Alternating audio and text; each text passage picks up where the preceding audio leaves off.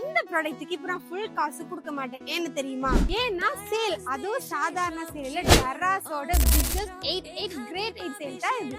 August 7 night 8 PM ல இருந்து August 12 வரைக்கும் தான் இந்த ஆஃபர் இருக்க போகுது. அது மட்டும் இல்லாம பிராண்ட் ரஷ் ஹவர்ஸ்ல 100+ பிராண்ட்ஸ்க்கு அப் டு 50% வரை கூட டிஸ்கவுண்ட் இருக்கு.